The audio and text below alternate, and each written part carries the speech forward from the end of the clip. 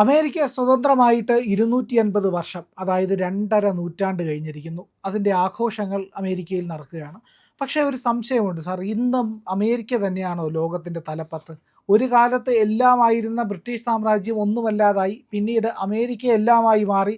America നിയന്ത്രിച്ചിരുന്ന ഒരു ലോകത്തിൽ നിന്ന് അമേരിക്ക ട്രംപിൻ്റെ കാലൻ ട്രംപായിട്ട് വന്ന് അവതരിച്ചു എന്ന് പറയുന്നത് പോലെ അമേരിക്ക ഒരു വല്ലാത്ത പ്രതിസന്ധി ഘട്ടത്തിലൂടെയൊക്കെ കടന്നു പോയിക്കൊണ്ടിരിക്കുന്നു.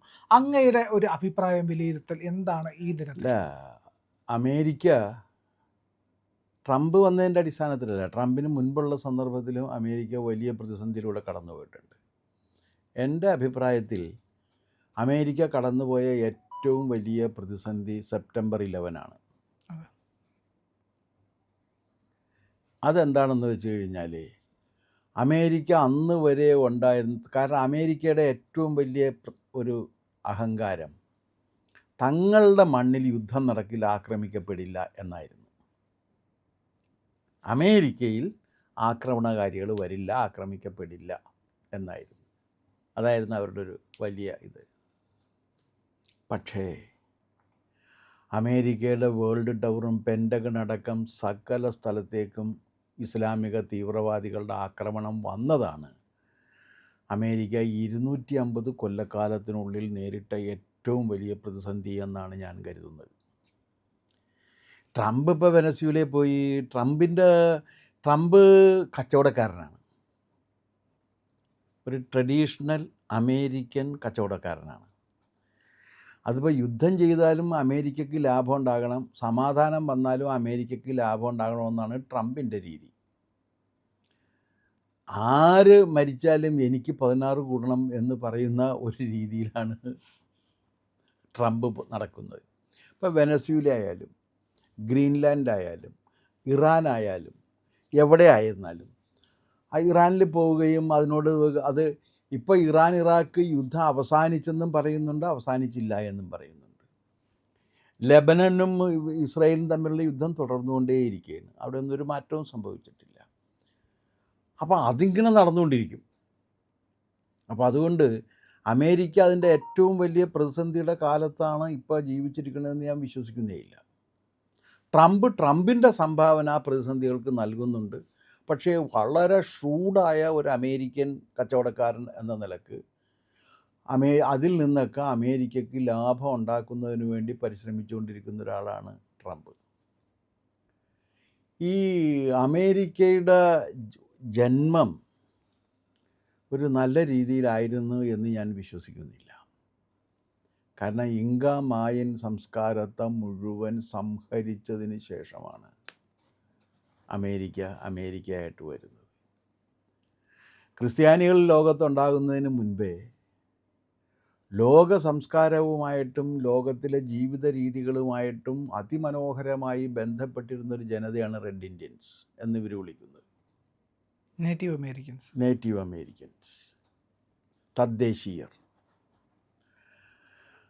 ആദ്യം അമേരിക്കയിലേക്ക് നാട് കടത്തിയ യൂറോപ്പിൽ നിന്നും ക്രിമിനൽസിനെയാണ്, കുറ്റവാളികളെ നാട് കടത്തുകയാണ് ചെയ്തത്. ആ കുറ്റവാളികളുടെ അനന്തര തലമുറയാണ് യൂറോപ്പിലെ ക്രിസ്ത്യാനികളായിട്ടും അമേരിക്കയിലെ ക്രിസ്ത്യാനികളായിട്ടും അവിടുത്തെ പൗരന്മാരായിട്ടും ഒക്കെ വളർന്ന് വികസിച്ച് വന്നത്. ഒപ്പം അവരൊരു കാര്യം ചെയ്തു. അതെന്താണെന്ന് വെച്ചാൽ തദ്ദേശീയരായ മനുഷ്യരെ കൊന്നു, അവരുടെ സംസ്കാരം നശിപ്പിച്ചു, അവരുടെ ദൈവങ്ങളെ കൊന്നു, അവരുടെ ജീവിതം ഇല്ലാതെയാക്കി, അത് സമ്പൂർണ്ണമായി സംഹരിച്ചിട്ട് ആ ചിതയിൽ നിന്നാണ് അമേരിക്ക എന്ന് പറഞ്ഞൊരു രാജ്യം ഉയർന്നു വന്നിരിക്കുന്നത്. കാലം അതിൻ്റെ കണക്ക് ചോദിക്കുകയും ആ കണക്ക് തീർക്കാൻ അമേരിക്ക ബാധ്യസ്ഥരാകുകയും ചെയ്യും. സാമ്രാജ്യങ്ങൾ ഉണ്ടാകുന്നതൊക്കെ അങ്ങനെയാണ്. സാമ്രാജ്യങ്ങൾ ഉണ്ടാകുകയും ചെയ്യും, അസ്തമിക്കുകയും ചെയ്യും. ശങ്കരക്കുറുപ്പ് മാഷയുടെ ഒരു കവിതയുണ്ട്, ഒരു 8 കാലി വല നെയ്യുന്നതിൻ്റെയാണ്. ആ 8 കാലി വല നെയ്തിട്ട് 8 കാലി കാലുകൾക്കിടയിലാണ് 8 ദിക്കെന്ന ഭാവത്തിൽ ഇങ്ങനെ ഇരിക്കുകയാണ്. പെട്ടെന്ന് ഒരിത് വന്നിട്ട്, ഒരു കാറ്റ് വന്ന് ഈ വല ഇല്ലാതെയായി പോവുകയാണ്. അപ്പോൾ എഴുതുന്നുണ്ട്, ഞാൻ അനുസ്മരിച്ചു പോയി കാലത്തിൻ പരപ്പിങ്കൽ മാനവൻ വിരചിച്ച സാമ്രാജ്യം ഓരോന്നപ്പോൾ. സാമ്രാജ്യങ്ങൾ തകരും. യൂറോപ്യൻ സാമ്രാജ്യങ്ങളുടെ ശ്മശാന ഭൂമിയിലാണ് ഇപ്പോൾ അവിടുത്തെ രാജ്യങ്ങളൊക്കെ നിൽക്കുന്നത്. കാരണം യൂറോപ്പിൻ്റെ സാമ്പത്തിക സ്രോതസ്സും അതിൻ്റെ സാമ്പത്തിക ശക്തിയും തകർന്നു കഴിഞ്ഞു. ഇനിയിപ്പോൾ തകരാൻ ബാക്കിയില്ല. ഫ്രാൻസിൽ ഒരു ഉച്ചയ്ക്ക് 40% വരുന്ന യൂണിവേഴ്സിറ്റിയിലെ വിദ്യാർത്ഥികൾ ഉച്ചഭക്ഷണം കഴിക്കാറില്ല ഫ്രാൻസിൽ, പൈസ ഇല്ലാഞ്ഞിട്ട്. അത്ര ദാരിദ്ര്യമായിരിക്കുന്നു. ജർമ്മനിയിൽ ഈ പ്രശ്നം പെട്ടിട്ടുണ്ട്. പോളണ്ടിലുണ്ട്. അവിടെ നിന്ന് ഇങ്ങോട്ട് വന്നു കഴിഞ്ഞാൽ ഫിൻലാൻഡിൽ, സ്വിറ്റ്സർലൻഡിൽ ഒഴികെയുള്ള ബാക്കി എല്ലാ സ്ഥലത്തും കനത്ത സാമ്പത്തിക പ്രതിസന്ധികളും ബാക്കി കാര്യങ്ങളും ഒക്കെ ഉണ്ട്. അമേരിക്കയും ആ വഴിക്ക് തന്നെ പോകും എന്നാണ് ഞാൻ കരുതുന്നത്. പിന്നെ രണ്ടാമത് അമേരിക്ക ലോകത്തോട് ചെയ്തേക്കുന്ന പാപം എന്താണെന്ന് വെച്ച് കഴിഞ്ഞാൽ, അമേരിക്ക അടിമക്കച്ചവടം നടത്തിയിരുന്നൊരു സ്ഥലമാണ്, അടിമകളെ സൂക്ഷിച്ചിരുന്ന സ്ഥലമാണ്. ആ അടിമകളുടെ ജീവിതത്തെക്കുറിച്ചുണ്ടായിരുന്നു വില്യം കൗപ്പർ എന്ന് പറയുന്ന ഒരു കവി സ്ലേവ്സ് ഡ്രീം എന്ന് പറഞ്ഞൊരു കവിത എഴുതിയിട്ടുണ്ട്. പെട്ടെന്ന് ഞാനിപ്പോൾ ഓർക്കുന്നു, വില്യം കൗപ്പർ. അതായത് ഈ ഒരു അടിമ ഇങ്ങനെ ഇത് ചാട്ടവാറടിയേറ്റ് കണ്ണീര് വന്നുകൊണ്ട് ഇങ്ങനെ ഈ അടിമ ഇങ്ങനെ ഈ വയലിൽ പണിതുകൊണ്ടിരിക്കുകയാണ്. അടിമകൾ പണിതുണ്ടാക്കിയ ധാന്യങ്ങൾ വിറ്റുണ്ടാക്കിയ പണത്തിൽ നിന്നാണ് അമേരിക്ക സമ്പത്ത് കൊയ്തത്. പണിയെടുത്തുണ്ടാക്കിയതല്ല, അടിമകളെ വെച്ച് പണി എടുപ്പിച്ചുണ്ടാക്കിയതാണ്. ആ അടിമകളുടെ ചോരയും വിയർപ്പുണ്ട്. അങ്ങനെയുള്ള ഒരു അടിമ അവിടെ കിടക്കുമ്പോൾ ആ അടിമ പെട്ടെന്ന് ഓർക്കുന്നത് ഇതിനു മുൻപ് താൻ അടിമയാകുന്നതിന് മുൻപ് ജീവിച്ച ജീവിതം, ആ ജീവിതത്തിൽ തൻ്റെ ഭാര്യയും കുഞ്ഞുങ്ങളുമായിട്ട് ജീവിച്ചിരുന്ന ജീവിതത്തിൻ്റെ സൗഭാഗ്യങ്ങൾ ഇയാൾ ഓർക്കുകയും ആ ഓർമ്മയ്ക്കിടയിൽ അയാൾ മരിച്ചു പോവുകയും ചെയ്യുന്നു. അപ്പോൾ ഈ കണ്ണീരിങ്ങനെ വീഴുന്നതിൻ്റെ ചിത്രം വില്യം കൗപ്പർ വരച്ചു വച്ചിട്ടുണ്ട്. അത് അമേരിക്ക ആ കണ്ണീരിനൊക്കെ വില കൊടുക്കേണ്ടി വരും. ഇന്നല്ല, എന്നുള്ള കാര്യം മാത്രമേ ഉള്ളൂ. ഏത് നിരാലംബൻ്റെയും നിസ്സഹായൻ്റെയും കണ്ണീരാണോ വീഴുന്നത്, ആ കണ്ണീരിന് രാജ്യം ഭരിക്കുന്ന രാജാക്കന്മാർ, ഭരണാധികാരികളും ആ രാജ്യവും അതിൻ്റെ വില കൊടുക്കേണ്ടി വരും. ആ വില അമേരിക്കയും കൊടുക്കാൻ തയ്യാറായിക്കൊണ്ടിരിക്കുകയാണ്. അപ്പോൾ 250 കാലത്തിനുള്ളിൽ അമേരിക്ക നൽകിയിരിക്കുന്ന, അമേരിക്ക പറയാൻ എല്ലാവരും every one is bone free എന്നാണ് പറയുന്നത്. എല്ലാവരും സ്വതന്ത്രരായിട്ടാണ് ജനിക്കുന്നത്, എല്ലാവരും തുല്യരായിട്ടാണ് ജനിക്കുന്നതെന്നാണ് അമേരിക്ക പറയുന്നത്. സ്വതന്ത്രർ മാത്രമല്ല, പക്ഷേ ആ തുല്യതയിൽ ജീവിക്കാനുള്ള തുല്യത അടങ്ങിയിട്ടില്ല എന്നും അമേരിക്ക പറയുന്നുണ്ട്. എന്താ കാര്യം എന്ന് വെച്ചാൽ, സമ്പത്ത് സംഭരിക്കാനുള്ള തുല്യതയില്ല, പ്രകൃതിയുടെ വിഭവങ്ങൾക്ക് മേലുള്ള ആധിപത്യത്തിൽ തുല്യതയില്ല, അതിൻ്റെ ഉപഭോഗത്തിൽ തുല്യതയില്ല.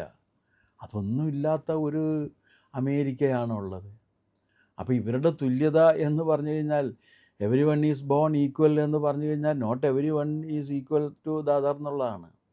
ഓരോരുത്തരും അൺഈക്വൽസായിട്ടാണ് അവിടെ വളരുന്നത്. ആ അൺഈക്വൽസായിട്ട് നിൽക്കുന്ന ഒരു ലോകത്തിൻ്റെ ക്രമമാണ് അവരുണ്ടാക്കിയെടുത്തത്. അവർ പഠിപ്പിച്ച രണ്ടാമത്തെ കാര്യം എന്താണ്? സമ്പത്താണ് സമാധാനത്തിൻ്റെയും ഐശ്വര്യത്തിൻ്റെയും സന്തോഷത്തിൻ്റെയും അടിത്തറ എന്നാണ്. അത് എന്നവർക്ക് ബോധ്യപ്പെടുന്നുവോ അന്ന് ഇതല്ല എന്നവർക്ക് പറയേണ്ടി വരും. കാരണം സന്തോഷം സമ്പത്തിന് നൽകാൻ കഴിയുന്നൊരു കാര്യമല്ലല്ലോ സന്തോഷം. മനുഷ്യൻ ആനന്ദിക്കുന്നത് സമ്പത്തുണ്ടായിട്ടല്ല. അങ്ങനെയാണെങ്കിൽ സമ്പത്തില്ലാത്ത മനുഷ്യരൊന്നും ആനന്ദിക്കുന്നില്ല എന്ന് സമ്മതിക്കേണ്ടി വരില്ലേ? സമ്പത്തുണ്ടെങ്കിലും ആനന്ദിക്കാൻ പറ്റും, സമ്പത്തില്ലെങ്കിലും ആനന്ദിക്കാൻ പറ്റും. വിശേഷിച്ചും നമ്മൾ ഇന്ത്യക്കാർക്കൊരു കാര്യമുണ്ട്, ഈ ഒന്നും വേണ്ടാതിരുന്നും ആനന്ദിക്കാൻ പറ്റും. അത് ഇന്ത്യയുടെ മാത്രം സംഭാവനയാണ്. അമേരിക്കയ്ക്ക് ഇതറിയില്ല, അമേരിക്കയുടെ ജനാധിപത്യത്തിനും ഇതറിയില്ല, അമേരിക്കയുടെ മതേതരത്വത്തിനും ഇതറിയില്ല. അമേരിക്ക ഈ എഡ്ഗാർ ഹൂവർ എന്ന് പറയുന്ന കക്ഷിയാണ് ഈ അമേരിക്കയുടെ CIA ഉണ്ടാക്കിയെടുത്തത്, FBI ഉണ്ടാക്കിയെടുത്തത്. അതൊരു മതസംഘടനയായിട്ടാണ് ഉണ്ടാക്കിയത്. വെള്ളക്കാരായ, ധനികരായ, തറവാടികളായ അമേരിക്കൻ ക്രിസ്ത്യാനികളുടെ സംഘടനയാണത്. അതാണ് എഡ്ഗാർ ഹൂവർ എന്ന് പറയുന്ന കക്ഷിയുടെ സംഭാവന. അദ്ദേഹം മതത്തിലേക്ക് വൈദികരെ റിക്രൂട്ട് ചെയ്യുന്ന രീതിയിലാണ് സീനിയർ ഏജൻസിനെ റിക്രൂട്ട് ചെയ്തിരുന്നത്. CIA ഏജൻ്റ് എന്ന് പറയില്ല, ഏജൻറ് എന്ന് പറഞ്ഞൊരു വലിയ പദവിയാണ് അതിനകത്തുള്ള. വെറുതെ ഇവിടെ തെണ്ടി നടക്കുന്നവനല്ല. ആ പദവികളെയൊക്കെ നിശ്ചയിച്ചിരുന്നത് ഇങ്ങനെ വെച്ചിട്ടായിരുന്നു. അപ്പോൾ ആ രീതിയിൽ ഒരു വിവേചനത്തിൻ്റെയും ആ അടിച്ചമർത്തലിൻ്റെയും ഒരു കാലം ഉണ്ട്. ആ കാലത്തിന് അതിൻ്റെ വില കൊടുക്കേണ്ടി വരും. ഇന്ത്യ അതിന് വില കൊടുത്തിട്ടുള്ളൊരു രാജ്യമാണ്. ജാതിയുടെ പേരിൽ ജനങ്ങളെ അടിച്ചമർത്തിയതിന് ഇന്ത്യ കൊടുത്ത വില വളരെ വലുതാണ്.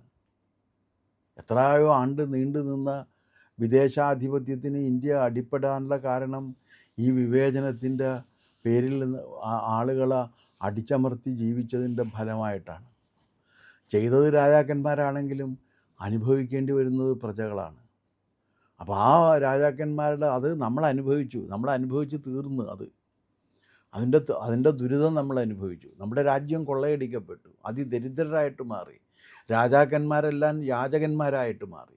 ഏത് രാജാവും യാചകനായി തീരും എന്നുള്ള കാര്യം മറക്കാതിരിക്കുന്നതാണ് അതിൻ്റെ കക്ഷി. പക്ഷേ അമേരിക്കയുടെ പൊതുബോധം അത് സമ്മതിക്കുന്നില്ല.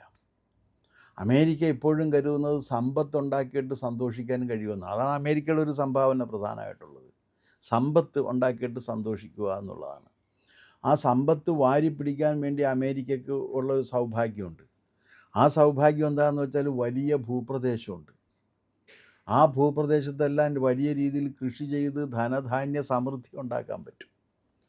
പക്ഷേ അങ്ങനെ ഉണ്ടാക്കുന്ന ധനധാന്യ സമൃദ്ധി കൊണ്ട് മറ്റ് രാജ്യങ്ങളെ ദ്രോഹിക്കാൻ വേണ്ടിയാണ് തീരുമാനിക്കുന്നത്. അവിടെയാണ് ഇതിൻ്റെ പ്രശ്നം. അപ്പോൾ 250 കൊല്ലമായി എന്ന് പറയുമ്പോഴേക്കും ഈ 250 കൊല്ലക്കാലത്തിനുള്ളിൽ അമേരിക്ക മനുഷ്യവംശത്തോട് ചെയ്തേക്കുന്ന ക്രൂരതകളുണ്ട്. അതില്ലാതെയാകുന്നില്ല. ഇപ്പോഴും അത് തുടർന്നുകൊണ്ടിരിക്കുകയാണ്.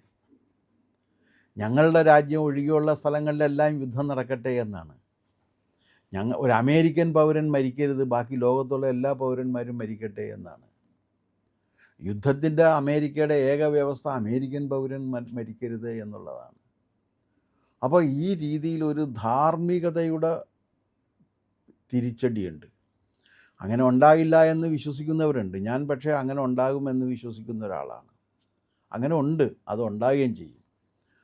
ആ തിരിച്ചടിയാണ് അമേരിക്ക ഇനി ചരിത്രത്തിൽ നേരിടാൻ പോകുന്ന ഏറ്റവും വലിയ വെല്ലുവിളി എന്നാണ് ഞാൻ കരുതുന്നത്. നിങ്ങൾ ഞങ്ങളുടെ കൂടെ ഉണ്ട് എന്നതാണ് ഞങ്ങളുടെ വിജയം. ഒപ്പം നിങ്ങൾ കൂടെ ഉണ്ടാവണം, ഒപ്പം സഞ്ചരിക്കണം. ചാനൽ കാണുന്നവർ സബ്സ്ക്രൈബ് ചെയ്യണം ഇന്ന് തന്നെ.